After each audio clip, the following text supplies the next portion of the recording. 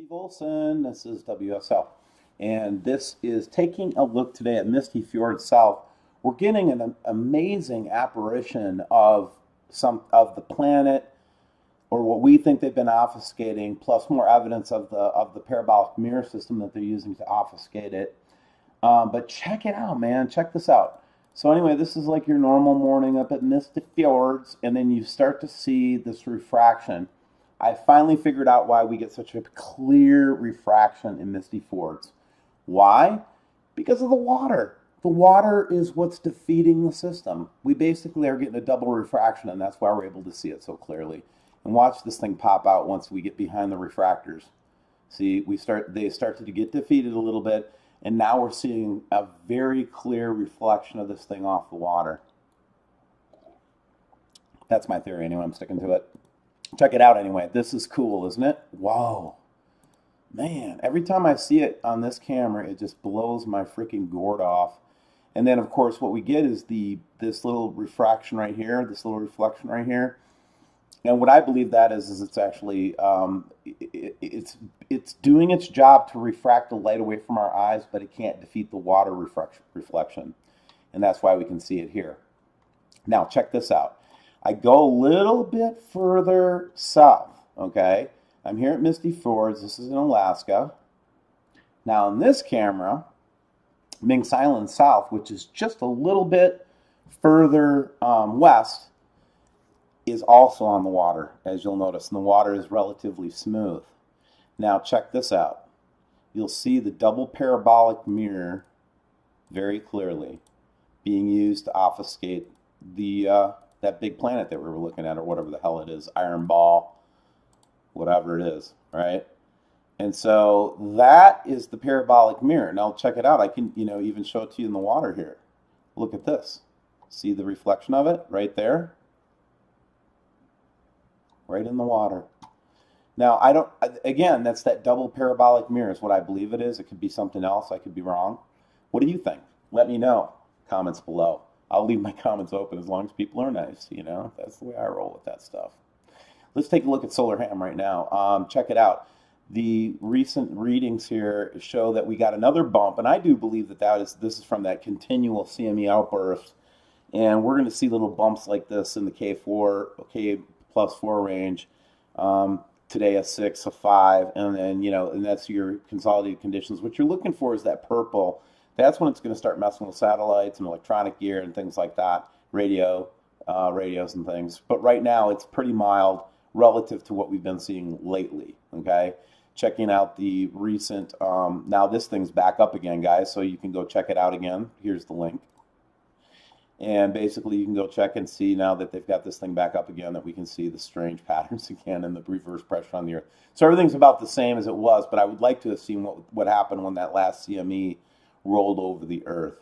Earthquake-wise, we're getting this really big, kind of, call it a lot of activity in and around Yellowstone. Some of it reported, some of it not reported.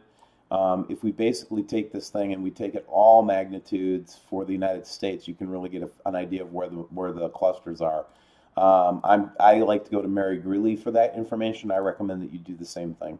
But basically, we're seeing the swarms in and around volcanic areas, which, again, it's kind of normal, but at the same time, something you have to keep an eye on. And a couple of days later, they had like 50, 60-foot waves smashing in on the coast of Chile. So, I mean, the Earth's wobbling fucking big time. I know. It's wobbling. I think the more likely thing, though, is that right now our orbit's getting changed a little bit, and it's a tidal shift is what's happening. It's tidal. It's tides. Come on, man. We know what tides are, everybody. Wake up, wake up. Come on. Yeah, we do. Yeah, and I hate the fucking moon. Right. The moon doesn't have that much power to pull the water out of Tampa Bay, or pull the water out of Pensacola, or pull the water off of Brazil, right? And wind is not going to explain it. So here's a note that I got from a subscriber, Julia. Hi, Steve. Here again, very early the same a.m. Strange light source in the east. This is from this morning. Number 150 is the whole scene with the moon for orientation. That's this one right here. There's the moon for orientation.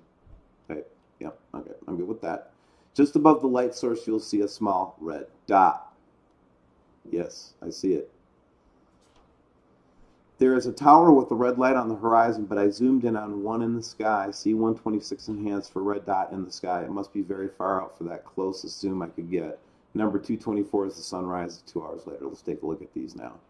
And this is that red dot that she captured. 2 red dots. Or again, early this morning. Very hard to see, but she has a close-up coming up here soon.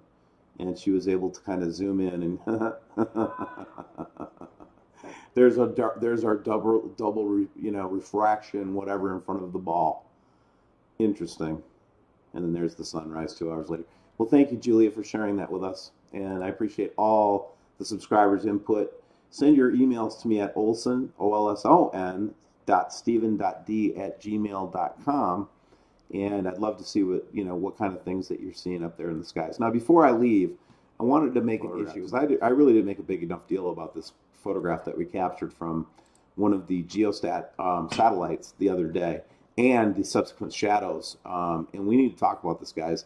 This is not something you're supposed to see on this satellite. Now, imagine, though, that the darker color is light. I know, right? This is the sun over here. This what we saw before, because this is basically UV light. Look at the shadow on the Earth, guys. It's right freaking there, man. Okay? That is some kind of a mirror device. This is really close to the Earth, whatever this is, okay, to make a shadow like that on the Earth. So, man, there's all kinds of funny business going on. The best thing we can do is put on the whole armor of God. And the whole armor of God, the thing I'm going to be focusing on today is peace. The peace that gives you a firm footing, according to the armor of God chapter in Ephesians. The peace to know that you are good with God, that God is good with you. And I encourage you to go there. I hope you have a wonderful day. Take care. God bless.